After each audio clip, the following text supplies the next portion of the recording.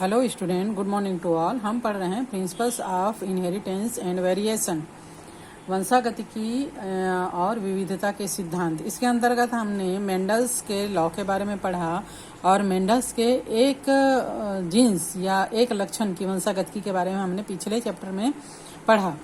एक संकरण प्रयोग के अपने प्रेक्षण को आधार बनाकर मेंडल ने इनकी वंशागतिकी संबंधी अपनी समझ को सार रूप के दो सामान्य नियम प्रस्तावित किए। आज इन्हीं नियमों को वंशागतिकी के नियम या सिद्धांत की संज्ञा दी जाती है। तो वंशागतिकी के जो नियम हैं उनमें प्रथम नियम है प्रभाविता का नियम और द्वितीय नियम है विसंयोजन का नियम। सबसे पहले हम देखते हैं प्रभाविता का नियम या लॉ ऑफ डोमिनेंस क्या होता है। लॉ ऑफ डोमिनेंस जो है, मेंडल ने अपने एक गुण वाले संतति का या एक लक्षण वाले संततियों पर जो प्रयोग किया उसके आधार पर उन्होंने बताया कि लक्षणों का निर्धारण कारक नामक वियक्त या डिस्क्रिप्ट इकाइयों के द्वारा होता है। हमने इसके पहले पढ़ा था कि मेंडल ने बताया कि प्रत्येक गुण को वहन करने के लिए उन्होंने दो कारक लिया था। जैसे लंबापन के लिए उन्होंने कैपिटल टी और बौनेपन के लिए उन्होंने स्मॉल टी लिया। तो ये क्या कहलाते हैं? कारक कहलाते हैं। कारक हमेशा जोड़े में होते हैं। जैसे हमने कैपिटल टी लंबेपन के लिए जोड़े में लिया, स्मॉल टी बौनेपन के लिया। यदि कारक जोड़ों के दो सदस्य असमान हों, अगर एक समान हो जैसे कैपिटल टी है या स्मॉल टी है, तब तो वो F1 पीढ़ी में कैपिटल टी और स्मॉल टी ही बनाएंगे। लेकिन अगर ये अलग अलग है, जैसे हमने लंबेपन और बौनेपन का क्रॉस करवाया था, तो कैपिटल इसका एक एक हम कारक लेते हैं कैपिटल टी और स्मॉल टी। तो F1 पीढ़ी में जो कारक होंगे वो दोनों के गुणों वाले होंगे, यानी कैपिटल टी और स्मॉल टी होंगे F1 पीढ़ी में। लेकिन दिखाई देगा केवल कैपिटल टी का गुण।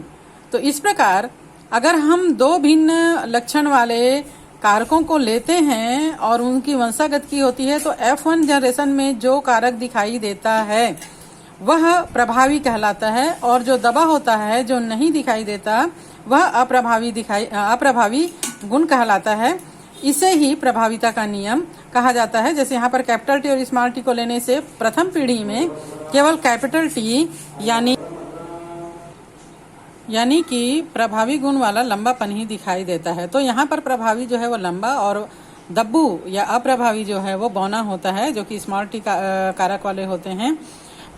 फर्स्ट पीढ़ी में F1 पीढ़ी में होते तो दोनों के कारक हैं, कैपिटल टी भी होता है स्मॉल टी भी होता है, लेकिन दिखाई वही देता है जो प्रभावी होता है, यानी कि लंबापन यानी कैपिटल टी का गुण हमको दिखाई देता है। तो इसे ही प्रभाविता का नियम कहते हैं। जबकि जब हम प्रथम पीढ़ी में प्राप्त संततियों का आपस में क्रॉस करवाते हैं, तो जो F2 पीढ़ी मिलता है उसमें हमको तीन प्रभावी दर्श रूप में तीन लंबा और एक जो है वो बौना पौधा मिलता है।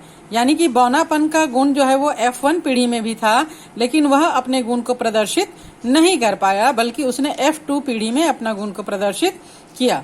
तो जो दिखाई देता है, जो फर्स्ट पीढ़ी में दूसरे गुण को दबा देता है, उसे ही प्रभावी गुण कहते हैं, और इस लॉ को प्रभाविता का नियम या लॉ ऑफ डोमिनेंस कहते हैं। दूसरा नियम है विसंयोजन का नियम। विसंयोजन के नियम के अनुसार यहाँ पर हमने देखा कि लंबा कैपिटल टी और बौना स्मॉल टी दोनों का जब क्रॉस कराया तो F1 पीढ़ी में तो केवल लंबा दिखाई दिया, लेकिन उनके संततियों का जब क्रॉस कराया तो F2 पीढ़ी जो हमको मिला उसमें हमको लंबे पौधे और बौने पौधे दोनों ही मिले। इसका मतलब ये है कि F1 पीढ़ी में कैपिटल टी और स्मॉल टी जो है वो आपस में मिक्स नहीं हुए, मिले नहीं, बल्कि अलग अलग ही वे बने रहे। और जब उनका क्रॉस कराया गया F1 पीढ़ी के संततियों का, तो F2 पीढ़ी में वे स्वतंत्रता पूर्वक जा पाए और अपने ही कारकों के साथ जोड़ा बना पाए। इसीलिए हमको F2 पीढ़ी में बौनेपन का पौधा भी मिला, बौनेपन के लक्षण वाले पौधे भी मिले। ठीक है, हमने जीनोटाइप परिणाम निकाला था F2 पीढ़ी में 1:2:1 का। एक जो है वो शुद्ध कैपिटल टी वाला, दो जो है वो कैपिटल टी स्मॉल टी वाला, और एक जो है वो स्मॉल टी वाला था। यानी कि गैमेट्स आपस में मिलते नहीं हैं, मिक्स नहीं होते हैं, ये शुद्धता पूर्वक अगली पीढ़ी में जाते हैं। इसे ही कहा जाता है विसंयोजन का नियम या लॉ ऑफ सेग्रीगेशन। नेक्स्ट हम पढ़ते हैं अपूर्ण प्रभाविता, इनकम्प्लीट डोमिनेंस क्या होता है। मेंडल के नियम के अनुसार हमने देखा कि दो गुण लिया था, लंबेपन और बौनेपन का, तो दोनों में से एक गुण जो है वो प्रभावी था जो प्रथम पीढ़ी में दिखाई दिया, और एक अप्रभावी था जो प्रथम पीढ़ी में न दिखाई देकर दूसरी पीढ़ी में दिखाई दिया। बाद के वैज्ञानिकों ने जब मेंडल्स लॉ को प्रकाश में लाया तो उन्होंने और भी बहुत सारे प्रयोग किए। सौभाग्यवश मेंडल ने मटर के जिन 7 गुणों को लिया था उसमें शुद्धता पूर्वक उनको वही परिणाम प्राप्त हुए, बार बार वही परिणाम प्राप्त हुए, और उन्होंने एक लॉ बनाया था। ठीक है, लेकिन बाद के वैज्ञानिकों ने न केवल मटर के पौधे पर बल्कि अन्य पौधों के पुष्पों पर भी यह प्रयोग किया, जंतुओं पर यह प्रयोग किया। तो कई जो नियम हैं वो तो मटर के नियम के अनुसार आए, लेकिन कई जो नियम हैं वो मटर के नियम या लॉस के अपोजिट भी आए। तो उन्हीं में से एक नियम है अपूर्ण प्रभाविता का नियम, जिसको इनकम्प्लीट डोमिनेंस कहा जाता है। जब मटर वाले प्रयोग को अन्य विशेषकों के संदर्भ में दोहराया गया तो पता चला कि कभी कभार F1 में ऐसा फिनोटाइप भी आ जाता है जो किसी भी जनक में से नहीं मिलता जुलता या इनके बीच का सा लगता है। मीन्स न तो प्रभावी गुण दिखाई देता है न अप्रभावी गुण दिखाई देता, बल्कि दोनों के बीच का मिक्सिंग वाला गुण इसमें दिखाई देता है। स्वान पुष्प यानी स्पेंड्रैगन या एंटीराइनम जिसको कहा जाता है में पुष्प की रंग की वंशागत की अपूर्ण प्रभाविता को समझाने के लिए एक अच्छा उदाहरण है। यहाँ पर देखिए लाल पुष्प, स्वान पुष्प जिसको डॉग फ्लावर भी कहा जाता है ना। तो यहाँ पर लाल पुष्प और सफेद पुष्प दोनों का क्रॉस कराया गया। लाल पुष्प का गैमेट हो जाएगा कैपिटल आर, और स्मॉल पुष्प का गैमेट्स हो जाएंगे, कारक हो जाएंगे स्मॉल आर और स्मॉल आर। तो दोनों का एक एक कारक लेंगे, इसका कैपिटल आर और इसका स्मॉल आर, दोनों में क्रॉस कराते हैं। तो जो F1 पीढ़ी में हमको दिखाई देता है न तो लाल होता है न ही सफेद होता है, बल्कि एक तीसरा कलर गुलाबी रंग हमको मिलता है।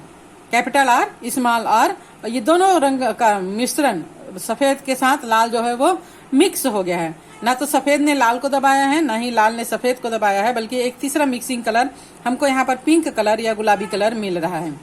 ठीक है, अब अगर हम F1 पीढ़ी के गुलाबी पुष्पों का आपस में संकरण करवाते हैं तो जो F2 पीढ़ी मिलता है उसमें हमको एक शुद्ध लाल मिलता है, 2 गुलाबी मिलते हैं और एक शुद्ध सफेद मिलता है।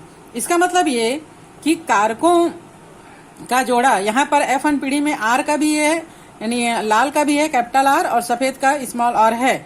इनमें क्रॉस कराएंगे तो इसका मिक्सिंग गुण 2 जो है वो, जैसे कि मेंडल के अनुपात मिला था 1:2:1 F2 पीढ़ी में, यहाँ भी मिल रहा है एक शुद्ध लाल, एक शुद्ध सफेद और 2 जो है वो संकर गुलाबी।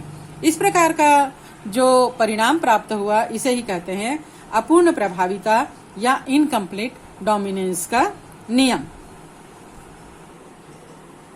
नेक्स्ट हमारा टॉपिक है प्रभाविता नामक संकल्पना का स्पष्टीकरण।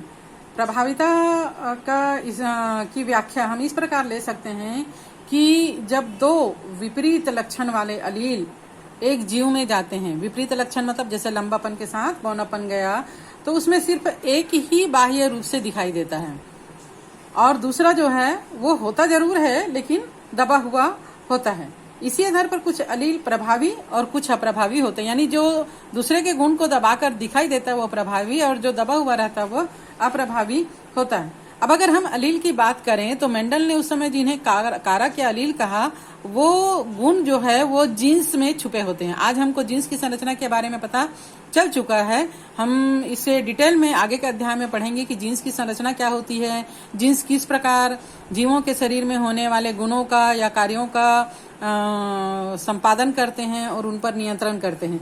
तो बेसिकली हमको अभी यहाँ पर ये जानना जरूरी है कि जीन्स जो है वो एंजाइम के उत्पादन में सहायक होते हैं और ये एंजाइम्स ही हमारे शरीर के अंदर होने वाली सारी क्रियाओं का, सारी भावनाओं का, यानी टोटली जो हमारे शरीर में परिवर्तन होता है मेंटली या फिजिकली, वो एंजाइमों के द्वारा ही होता है। तो प्रभावी और अप्रभावी के बारे में अगर हम बात करें तो हम ये कह सकते हैं कि वे जीन जिसके एंजाइम प्रभावी होते हैं, जिसके एंजाइम स्ट्रांग होते हैं, कार्य करने में सक्षम होते हैं, वो अपने गुण को F1 पीढ़ी में दिखा पाते हैं। और जिस जीन में ऐसे एंजाइम होते हैं जो उतना स्ट्रांग नहीं होते, जो अपने कार्य को पूरी सक्षमता से नहीं कर पाते, वो जो है वो दबे रह जाते हैं। तो इस प्रकार अलील की किसी एक का रूपांतरण हो जाए तो सैद्धांतिक तौर पर निम्न में से कोई एक स्थिति उत्पन्न हो सकती है कि एंजाइम सामान्य या कम क्षमता का हो सकता है, मतलब जो दबा हुआ है वो कम क्षमता का हो सकता है, या फिर एंजाइम जो है कार्य अक्षम हो सकता है, मतलब वो एंजाइम जो है वो सही कार्य नहीं करता, या एंजाइम का संश्लेषण बाधित हो सकता है। उस जीन्स पर एंजाइम जो है वो सही तरीके से एंजाइम का संश्लेषण नहीं हो पा रहा है। इस प्रकार पहली स्थिति में रूपांतरित अलील अरूपांतरित अलील की तरह कार्य करेगा और सबस्ट्रेट को रूपांतरित करने में सक्षम होगा। यानी जो प्रभावी अलील है उसका एंजाइम ज्यादा स्ट्रांग होगा और ये सबस्ट्रेट को रूपांतरित करने में सक्षम होगा तथा जीवों से सामान्य लक्षण दिखाई देंगे। इस प्रकार के अलील युग्मकों के अनेक उदाहरण हैं जिसमें रूपांतरित अलील यानी कारक यानी जीन्स अरूपांतरित अलील के समकक्ष होते हैं। इन दोनों ही स्थितियों में जीवों का बाह्य रूप या फिनोटाइप प्रभावित होता है, क्योंकि इन अवस्थाओं में या तो एंजाइम कार्य अक्षम होंगे या वे अनुपस्थित हो जाते हैं। ऐसी स्थिति में जीवों का फिनोटाइप यानी जो दर्श रूप है सिर्फ अरूपांतरित अलील के कार्य पर ही निर्भर करता है। अरूपांतरित अलील को ही प्रभावी अलील कहा जाता है, मतलब ऐसे जीन्स जिसके एंजाइम स्ट्रांग होते हैं और किसी भी परिस्थिति पर अपने आप को परिवर्तित करने में बाध्य नहीं होते, तब वो अपने गुण को वैसा ही दिखाते हैं जैसा कि वो हैं। और अरूपांतरित अलील को ही प्रभावी अलील कहा जाता है, जिस पर जीवों का मौलिक लक्षण आधारित रहता है।